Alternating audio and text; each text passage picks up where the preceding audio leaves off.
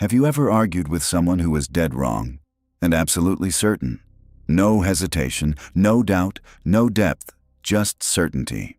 And you're standing there thinking, how can someone this uninformed sound this convinced? It unsettles you, because confidence is supposed to signal competence. But sometimes it signals the opposite. You've heard of the Dunning-Kruger effect, the idea that incompetent people lack the ability to recognize their own incompetence. But long before the studies, long before the data, Arthur Schopenhauer was watching it unfold in real time. In universities, in intellectual circles, in positions of influence. He saw average minds speak with absolute authority. He saw shallow thinkers dismiss brilliance. He saw fools so confident in their own reasoning that they couldn't even perceive the possibility of being wrong. And he didn't just complain about it. He dissected it. He identified the mechanism. Not just that ignorant people act certain, but why they cannot help acting certain. Here's what he understood. The less someone knows, the more certain they feel. Intelligence produces doubt. Ignorance produces conviction. And that's not poetic language, that's structure.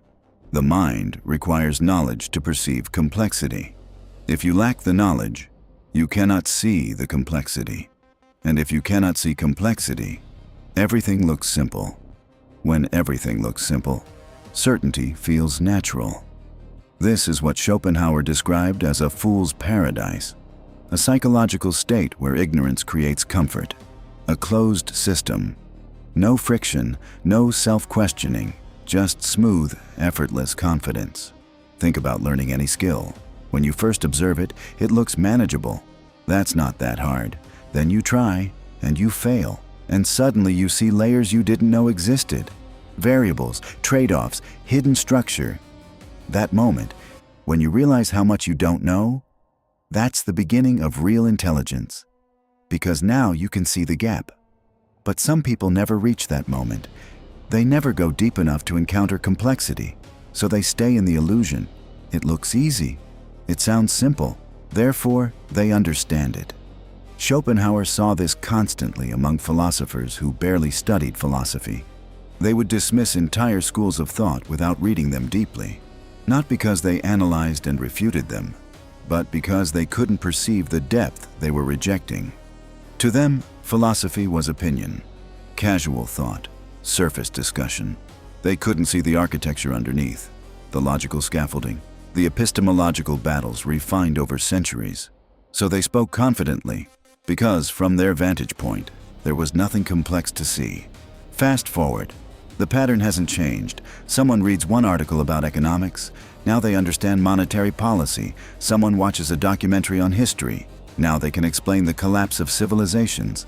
Someone listens to a podcast on psychology, now they're diagnosing everyone in their life. Surface exposure feels like mastery when you can't see the deeper layers. And here's the uncomfortable question. Is this ever you? Have you mistaken familiarity for understanding? Or worse, are you doing it right now? Schopenhauer once wrote that the person who writes for fools can always count on a large audience. Why? Because fools cannot distinguish between shallow and deep. To them, a simple claim feels equal to a complex argument, and they will always choose the one that requires less effort. Ease of understanding gets confused with truth. That's why oversimplified answers spread faster than nuanced ones. Certainty sells. Nuance requires discipline. You see this everywhere. A man encounters a few quotes from Marcus Aurelius online. Suddenly he's a Stoic advisor. Ask him about preferred indifference. Ask him how Stoicism handles external goods. Ask him to compare Stoic ethics with Epicurean ethics. Silence. Because he doesn't understand Stoicism, he recognizes it. Recognition is not comprehension. But recognition feels like comprehension to the untrained mind. That's the trap. Familiarity is passive. Expertise is active. Familiarity means you've heard the terms.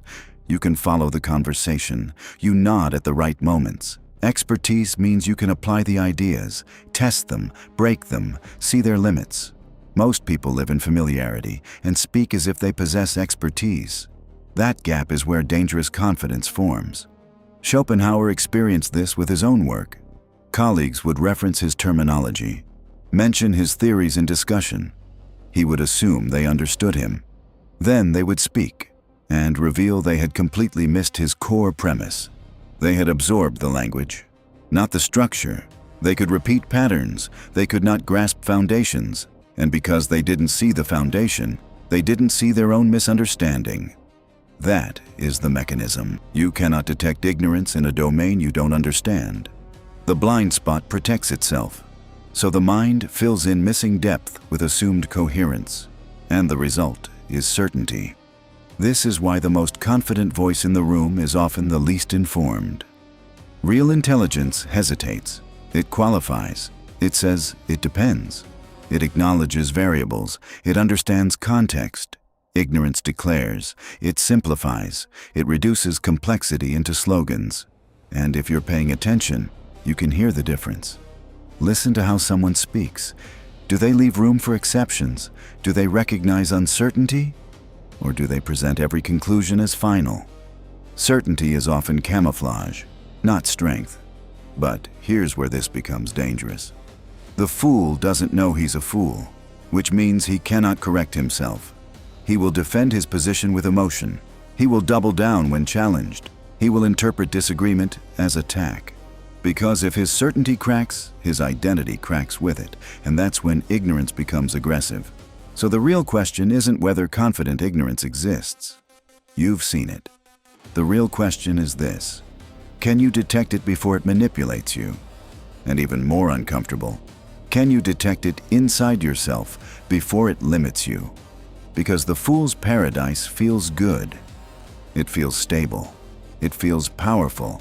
And walking out of it requires something most people avoid: doubt. The modern amplification of this blindness is social media.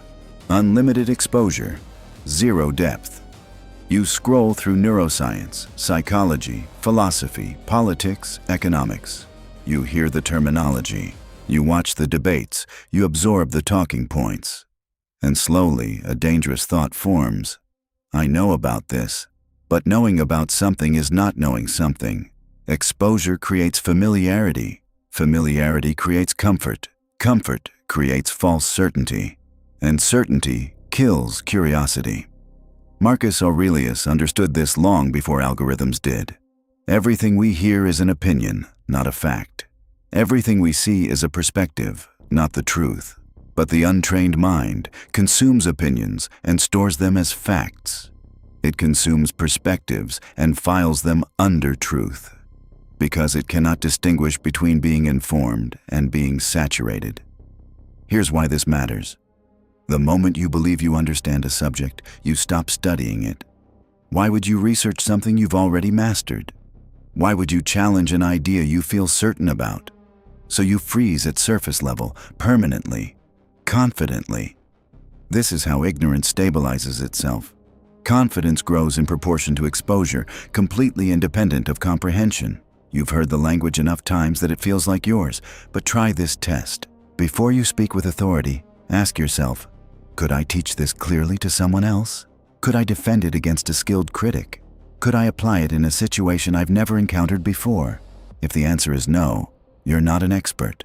You're familiar. And familiarity should make you curious, not bold. Intelligent people know the difference. The incompetent don't. Now here's where it gets brutal. To recognize excellence, you need a baseline of competence yourself. If you lack that baseline, you can't perceive superiority. You literally can't see it. A child watching a chess grandmaster sees pieces moving. That's it. No strategy, no sacrifice, no foresight, just movement. A person with no musical training hears a virtuoso and hears a decent amateur. Both sound good. The gap is invisible. This is the competence threshold for recognition. Without minimal skill, you cannot detect higher skill. And that creates a devastating loop. If you can't recognize excellence, you don't know what excellence looks like. If you don't know what it looks like, you don't know what to pursue. So you stay where you are. Forever. Because in your perception, there's nowhere higher to go. Arthur Schopenhauer saw this among philosophy students who read Immanuel Kant and then read a random blog essay and concluded both were simply opinions about reality. They couldn't see the architecture of Kant's reasoning, the precision, the structure, the internal coherence, because recognizing that requires philosophical training. Without it, all arguments look equal. The rigorous and the careless blend together. Now apply that to today. Many people cannot distinguish between a peer-reviewed study and a blog post that mentions science, between an expert analysis and a confident opinion, between a well-reasoned argument and a well-delivered speech. Not because they're malicious, because they lack the perceptual tools. So when they produce low-quality work themselves, it genuinely appears equal to professional work. In their perception, it is. They're not lying, they're blind. Their incompetence is so complete that the gap between them and the expert is invisible. That's the core problem.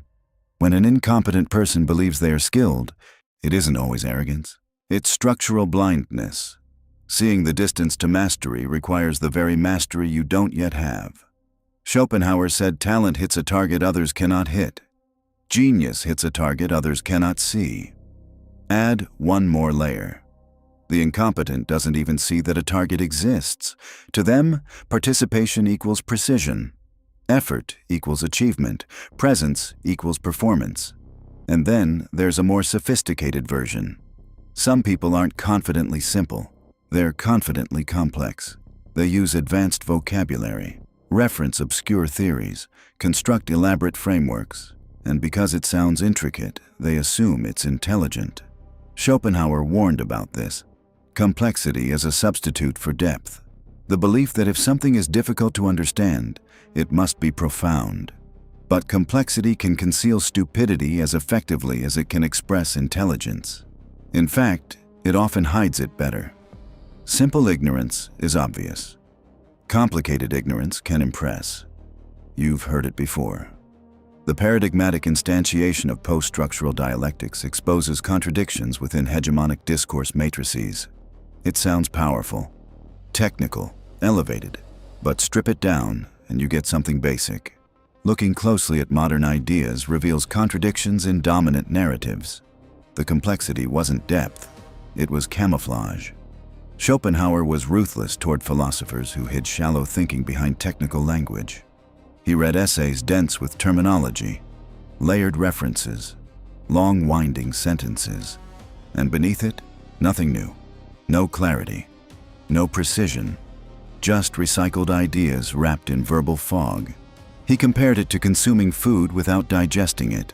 These thinkers absorbed information but never processed it into understanding. So they regurgitated terminology and mistook that regurgitation for intelligence. The modern stage for this is everywhere. Corporate jargon, academic abstraction, even popular talks filled with neuroscience terms the speaker barely understands.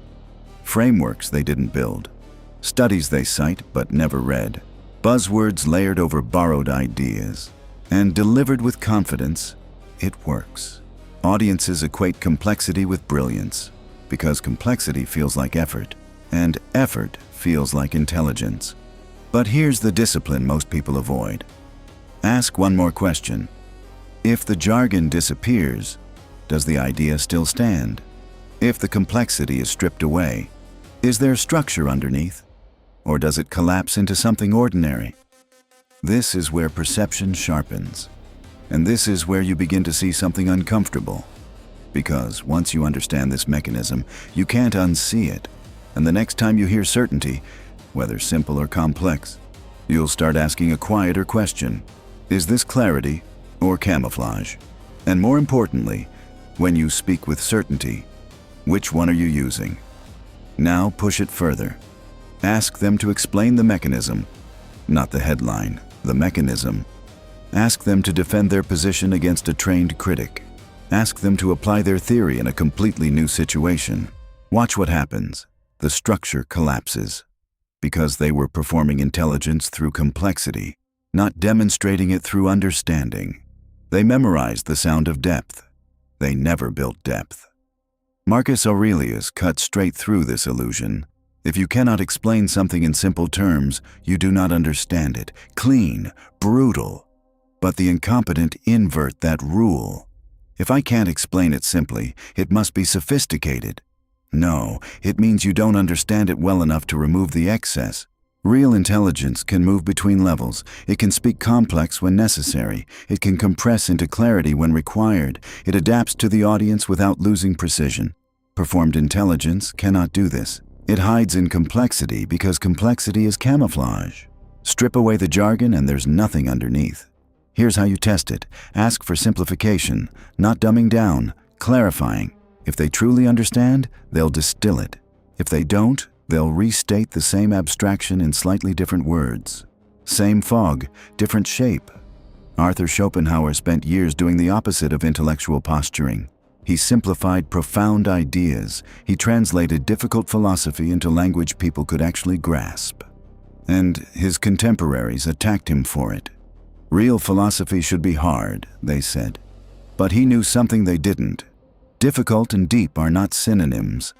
Sometimes the deepest truths feel simple once you've earned the right to see them clearly. Complexity often signals confusion or insecurity. Now here's the trait that frustrates intelligent men the most. You cannot correct someone who lacks the framework to process correction, not because they refuse to listen, because they literally cannot see what you're pointing at. Correction requires recognizing a gap between belief and reality. If the mind cannot perceive that gap, it cannot adjust. It will interpret correction as attack, as disagreement, as ego conflict.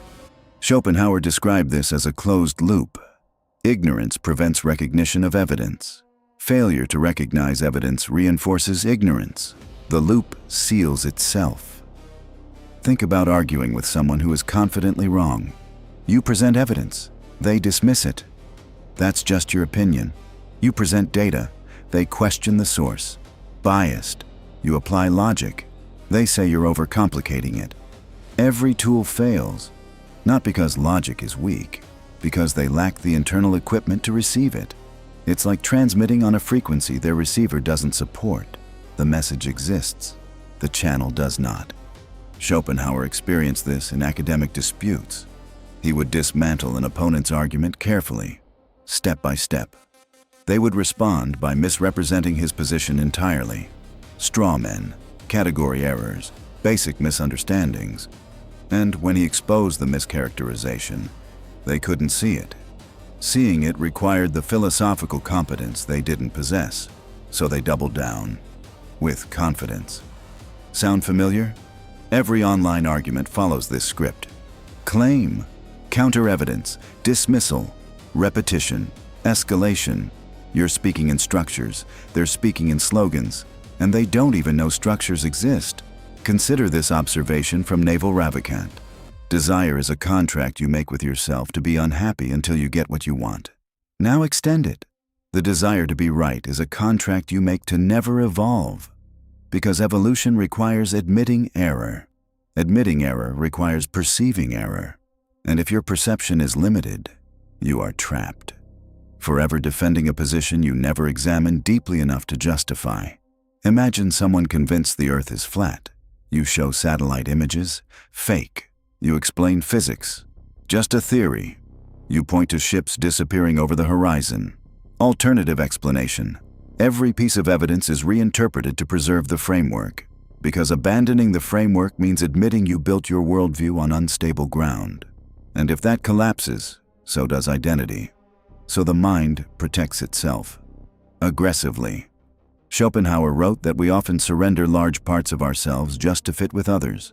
But some people surrender something worse, the capacity to update. They lock themselves into their current understanding and weld the door shut from the inside. No amount of external force can open it. Here's the rule. You cannot argue someone out of a position they did not reason themselves into.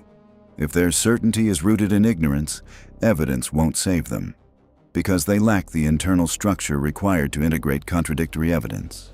And spending energy trying to correct them? That's often ego on your side, not strategy. Some people are unreachable, not because they are evil, not because they are malicious, because they are structurally incapable of receiving correction at that moment in their development. Recognize that. Save your energy. Now step back and look at the full mechanism. They don't know what they don't know. They confuse familiarity with mastery. They cannot detect superior competence. They use complexity as disguise. They are insulated from correction, and they often surround themselves with agreement to reinforce the illusion. Each layer strengthens the next. The result is a fortress.